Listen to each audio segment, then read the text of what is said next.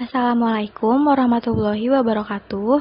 Hai semuanya, kami dari kelompok 10 ingin memaparkan hasil diskusi kami dengan judul Analisis dan Desain Soal Matematika Berbasis Kemampuan Berpikir Tingkat Tinggi, yaitu pemecahan masalah, berpikir kritis, dan kreatif matematis.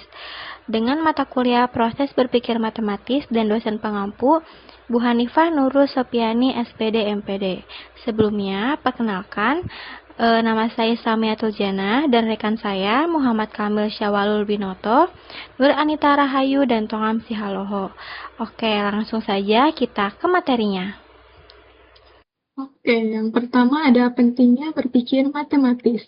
Kemajuan teknologi dan tuntutan global menuntut pembelajaran matematika yang tidak hanya fokus pada hafalan, tetapi juga pada pengembangan kemampuan berpikir tingkat tinggi. Kemampuan ini meliputi berpikir kritis, berpikir kreatif, dan pemecahan masalah, yang penting untuk menyelesaikan soal matematika secara fleksibel dan logis. Menurut Putri dan Neti tahun 2022, keterampilan ini membantu siswa memahami materi lebih mendalam. Selanjutnya ada kemampuan pemecahan masalah matematis. Kemampuan pemecahan masalah matematis adalah keterampilan penting yang melibatkan penggunaan pengetahuan dan keterampilan siswa untuk menemukan solusi atas masalah matematika. Nah, kemampuan ini dianggap sebagai tujuan utama pembelajaran matematika di banyak negara maju dan merupakan bagian dari kemampuan kognitif dasar yang perlu dikembangkan. Selanjutnya, untuk indikator kemampuan pemecahan masalah matematis. Menurut Polya tahun 1973, indikator pemecahan masalah ada 4 langkah, yaitu pertama, memahami masalah atau understand the problem. Yang kedua, merencanakan penyelesaian atau devising a plan. Yang ketiga, melaksanakan rencana penyelesaian atau carry out a plan. Dan yang terakhir ada memeriksa kembali proses dan hasil atau looking back at the complete solution. Lalu ada kemampuan berpikir kritis matematis. Kemampuan berpikir kritis matematis merupakan kemampuan siswa dalam menyelesaikan masalah-masalah matematis melalui kegiatan mengumpulkan berbagai macam informasi yang diketahuinya, kemudian membuat kesimpulan yang evaluatif dari perolehan informasi tersebut. Menurut Glaser 2001 mengemukakan beberapa syarat terjadinya pengembangan kemampuan berpikir kritis dalam matematika, yakni yang pertama, adanya permasalahan yang asing sehingga seseorang tidak dapat langsung mengenali atau mengetahui cara menentukan solusi dari masalah tersebut. Yang kedua, menggunakan pengetahuan yang ia miliki, logika matematika, serta strategi kognitif. Dan yang ketiga, menarik kesimpulan umum, pembuktian, serta penilaian. Lalu yang keempat, berpikir reflektif dengan menggunakan pengkomunikasian suatu jawaban dari permasalahan, alasan rasional, penggunaan strategi lain dalam penjelasan konsep atau pemecahan masalah, dan pengembangan kajian studi lebih lanjut. Oke, selanjutnya kita masuk ke kemampuan berpikir kreatif matematis. Berpikir kreatif merupakan pemikiran yang bersifat keaslian, reflektif, dan menghasilkan suatu produk yang kompleks dalam permasalahan matematika. Berpikir tersebut melibatkan sintesis ide-ide, membangun ide-ide baru, dan menentukan efektivitasnya. Selain itu, berpikir kreatif juga berkaitan dengan kemampuan untuk membuat keputusan dan menghasilkan produk yang baru. Oke. Apa saja sih indikator dari berpikir kreatif matematis? Berdasarkan pendapatan para ahli, kemampuan berpikir kreatif ditandai dengan beberapa indikator utama, seperti mampu menghasilkan banyak ide dengan lancar atau fluensi. Yang kedua, melihat masalah dari berbagai sudut pandang atau flexibility. Yang ketiga, menciptakan ide-ide baru yang unik atau originality. Dan yang keempat, dan mengembangkan ide secara rinci dan menarik atau elaborasi, serta mendapatkan indikator lain seperti kepekaan terhadap masalah atau problem sensitif, dan kemampuan memperluas serta merinci solusi secara detail. Selanjutnya, untuk analisis soal. Soal 1. Maman dan Nyoman secara terpisah dimintai untuk mewarnai suatu ornamen yang terlihat sebagai berikut. Adapun ketentuan pewarnaan yang harus dipenuhi adalah setiap bintang harus diberi tepat satu warna dengan pilihan merah, kuning, atau hijau. Dan harus ada setidaknya 3 bintang yang berurutan yang berwarna hijau. Peluang pewarnaan yang dilakukan oleh Maman berbeda dengan pewarnaan yang dilakukan oleh Nyoman adalah. Nah, untuk menjawabnya, langkah 1, memahami masalah. Diberikan 7 bintang yang harus diwarnai dengan salah satu dari 3 warna, merah, kuning, atau hijau. Selanjutnya, setiap bintang hanya satu warna. Selanjutnya, syarat dalam perwarnaan harus ada setidaknya 3 hijau berturut-turut. Selanjutnya, Maman dan Nyoman mewarnai bintang secara acak dari semua pewarnaan yang memenuhi syarat tersebut. Dan terakhir, ditanyakan, peluang bahwa pewarnaan Maman berbeda dari Nyoman. Selanjutnya, langkah kedua, yaitu merencanakan penyelesaian. Yang pertama, kita akan menghitung jumlah total pewarnaan yang memenuhi syarat atau valid. Lalu menghitung berapa banyak pasangan pewarnaan yang berbeda. Kemudian, karena semua pemilihan pewarnaan terjadi di antara yang valid, maka total kemungkinan pasangan pewarnaan adalah V dikali V, dengan V adalah jumlah pewarnaan valid. Maka didapatkan peluang mereka memilih pewarnaan yang berbeda adalah V kuadrat minus V per V kuadrat sama dengan V minus 1 per V. Selanjutnya untuk langkah ketiga, yaitu melaksanakan perhitungan. Total pewarnaan tanpa syarat sama dengan 3 pangkat 7 atau 2187. Selanjutnya kita hitung jumlah pewarnaan yang tidak mengandung 3 hijau berturut-turut. Kita gunakan model dinamis dengan 3 status. AN, jumlah pewarnaan panjang N diakhiri bukan H. BN, diakhiri 1H. Dan CN, diakhiri 2H. Dilarang mencapai 3H berturut-turut, maka tidak boleh ada transisi dari C ke H lagi. Maka kita bisa lihat hasilnya dari tabel berikut. Jumlah pewarnaan tidak memenuhi syarat atau tidak ada HAH hijau 3 kali berturut-turut adalah 1898. Maka pertama, jumlah pewarnaan valid mengandung minimal 1 hijau 3 kali berturut-turut adalah 2187 dikurang 1898 yang adalah 289. Selanjutnya, total pewarnaan valid adalah 289. Selanjutnya, Maman bisa memilih salah satu dari 289 pewarnaan. Maka, untuk setiap pilihan Maman ada 288 pewarnaan lain yang berbeda yang bisa dipilih Nyoman. Maka banyak pasangan berbeda, kita dapat 289 dikali 288. Maka kita dapat lanjut ke langkah terakhir, yaitu langkah 4, memeriksa dan menghitung peluang. Pertama, total pasangan pewarnaan valid ada 289 kuadrat. Kedua, pasangan pewarnaan sama, Maman sama dengan Nyoman, adalah 289. Pasangan berbeda, 289 kuadrat dikurangin 289, yang sama dengan 289 dikali 288. Maka peluang berbedanya adalah 289 dikali 288 per 289 kuadrat, sama dengan 288 per 289. Oleh karena itu, kemungkinan peluang yang terjadi berbeda adalah 288 per 289. Selanjutnya kita identifikasi kemampuan yang terdapat pada soal. Soal ini termasuk ke dalam pemecahan masalah matematis. Yang pertama, memahami masalah, yaitu memahami arti minimal 3 hijau berurutan, atau yang tadi dirumus HHH. Yang kedua, merencanakan, yaitu menghindari langsung mencari yang valid, tapi menghitung yang tidak valid. Yang ketiga, melaksanakan, yaitu rekursi DP dan enumerasi kombinatorik. Dan terakhir, keempat, memeriksa kembali, yaitu validasi pada tabel, pola tabel yang tadi diberikan, dan nilai akhir. Nah, alasan soal ini mewakili kemampuan pemecahan masalah matematis adalah soal ini menguji pemodelan kombinatorik dengan syarat non-rutin yang tidak dapat dipecahkan dengan rumus langsung.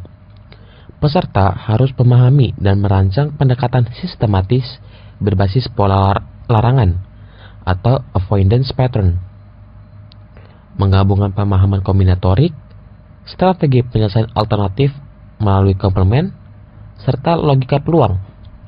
Ini menjadikannya contoh soal kuat untuk menilai kemampuan berpikir kritis dan pemecahan masalah tingkat tinggi.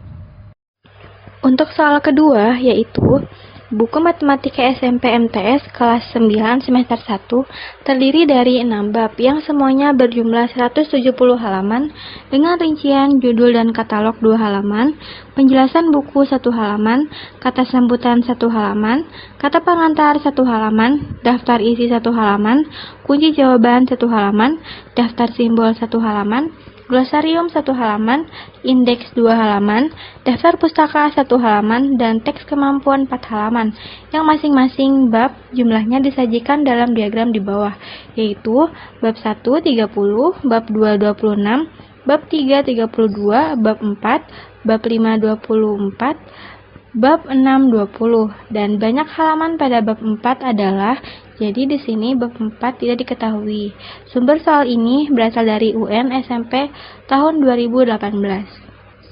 Untuk pembahasannya, semua halaman kita tambahkan, yang hasilnya adalah 16 halaman, lalu bagian bab 1, bab 2, bab 3, bab 5, bab 6 kita tambahkan, yang hasilnya adalah 132, karena total halaman 170, maka dikurangi dengan 16, dikurangi dengan 132 sama dengan 22, sehingga bab 4 adalah 22. Untuk uraian penyelesaiannya, dari soal tersebut, informasi yang diberikan, total halaman buku 170 halaman, halaman bagian non-bab, judul, kata pengantar, glosarium, dan lain-lain, totalnya adalah 16 halaman, sedangkan jumlah halaman bab 1, bab 2, bab 3, bab 5, dan bab 6, adalah 30, 26, 32, 24, dan 20 halaman. Nah, ditanyakannya banyak halaman bab 4. Untuk angka penyelesaiannya, seperti yang tadi sudah dijelaskan, ditambahkan semua bagian yang non-bab dan dijumlahkan dengan hasil dari bab 1, bab 2, bab 3, bab 5, dan bab 6. Sehingga bab 4 adalah 22 halaman. Untuk identifikasi kemampuannya, soal ini termasuk ke dalam kemampuan berpikir kritis matematis. Dengan aspek interpretasi informasi, siswa harus memahami data dalam bentuk diagram garis dan teks. Nah, untuk analisisnya, siswa perlu membagi informasi menjadi bagian-bagian, yaitu bab dan non-bab. Untuk inferensi atau kesimpulan, menyimpulkan jumlah halaman bab 4 berdasarkan total dan sisa. Untuk evaluasinya, memastikan apakah hasil akhir 22 halaman logis dan sesuai dengan konteks. Alasan soal ini mewakili kemampuan berpikir kritis matematis, yaitu soal ini bukan soal langsung, jadi tidak menyuruh baca data tetapi olah data. Kemudian, memerlukan langkah-langkah penalaran logis untuk sampai ke jawaban, dan menuntut keterampilan mengevaluasi dan menyimpulkan, bukan sekedar menjumlah atau membaca grafik. Selanjutnya kita akan menganalisis soal yang ketiga, di mana soalnya berisi tentang seorang penjahit memiliki persediaan 20 meter kain polos dan 20 meter kain bergaris untuk membuat dua jenis pakaian. Pakaian model pertama memerlukan 1 meter kain polos dan 3 meter kain bergaris. Terus pakaian model kedua memerlukan 2 meter kain polos dan 1 meter kain bergaris. Pakaian model yang satu dijual dengan harga Rp150.000 per potong, dan pakaian model 2 dijual dengan harga Rp100.000 per potong.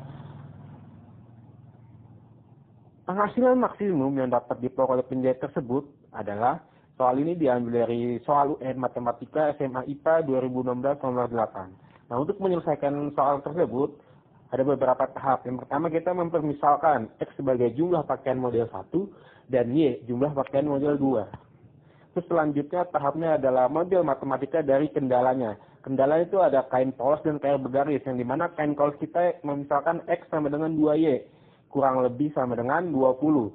Dan kain bergaris ya bernilai 3X tambah Y, kurang lebih sama dengan 20. Dan X, Y lebih dari sama dengan 0. Terus tahap selanjutnya adalah fungsi objektif atau dimaksimumkan. 0 anggota Z sama dengan 150.000 X ditambah 100.000 Y. Yang selanjutnya adalah tahap menentukan titik potong kendala dan menghitung Z di titik ekstrim atau menggunakan metode grafik atau simplex.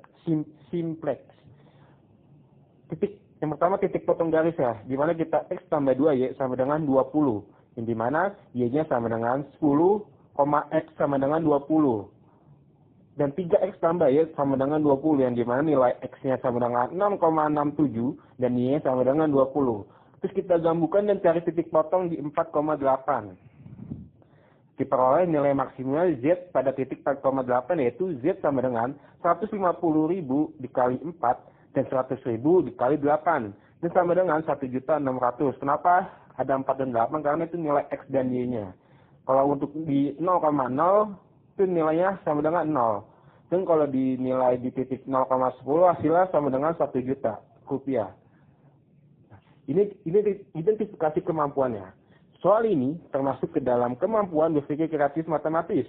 Berdasarkan indikator dari Silver dan Guilford, kemampuan berpikir kreatif yang tampak dalam soal ini adalah yang pertama ada fluency atau kelancaran ide. Siswa menyusun beberapa ketidaksamaan dari informasi yang diberikan, serta merancang fungsi tujuan. Ini menunjukkan kelancaran dalam menghubungkan informasi dan menerjemahkan ke bentuk aljabar. Selanjutnya adalah ada flexibility atau keluasan berpikir. Siswa dapat memilih metode penyelesaian atau grafik, uji titik, atau metode substitusi yang sesuai dengan preferensinya. Siswa bisa melihat masalah dari pendekatan pemodelan matematika. Dan yang ketiga ada originality atau keaslian ide. Jika siswa menyelesaikan dengan pendekatan alternatif, misalnya menguji nilai ekstrim langsung tanpa menggambar grafik, itu mencerminkan pemikiran kreatif dan unik. Dan yang terakhir ada elaborasi atau perincian ide. Nah, penyelesaian memerlukan perincian berupa langkah-langkah, yaitu menyusun sistem kendala, mencari titik potong, dan mengevaluasi fungsi objektif pada titik-titik tersebut. Nah, alasannya apa sih soal ini mewakili kemampuan berpikir kreatif matematis? Soal ini memaksa siswa untuk berpikir sistematis dan fleksibel, menyusun model matematika, dan mengevaluasi beberapa kemungkinan solusi secara rinci. Ini bukan soal hitung langsung, tapi menguji keterampilan berpikir tingkat tinggi di dalam konteks dunia nyata. Yang selanjutnya ada mendesain soal orisinil. Soal yang pertama, seorang petani memiliki 100 meter pagar dan ingin membuat kandang berbentuk persegi panjang yang menempel pada tembok lurus, sehingga hanya memerlukan pagar di 3 sisi. Berapakah ukuran kandang, panjang dan lebar agar luasnya maksimum? Untuk pembahasannya, misalkan panjang kandang yang sejajar dengan tembok adalah X meter, dan lebar kandang adalah Y meter. Karena hanya 3 sisi yang dipagari, 2 lebar dan 1 panjang, maka 2Y ditambah X sama dengan 100, X sama dengan 100 dikurang 2Y. Luas kandang L sama dengan X dikali Y sama dengan 100 dikurang 2Y dikali Y, sama dengan 100Y dikurang 2Y kuadrat. Untuk menghasilkan luas, kita ambil turunan. 100 dikurang 4Y sama dengan 0, menjadi Y sama dengan 25. X sama dengan 100 dikurang 2 dikali 25 sama dengan 50. Jadi, ukuran maksimum diperoleh saat panjang sama dengan 50 meter dan lebar sama dengan 25 meter. Kemampuan matematis yang diwakili dari soal ini adalah kemampuan pemecahan masalah, dan ini rubrik penilaian dari soalnya. Soal yang kedua, seseorang menyatakan bahwa semua bilangan prima adalah ganjil. Apakah pernyataan ini benar?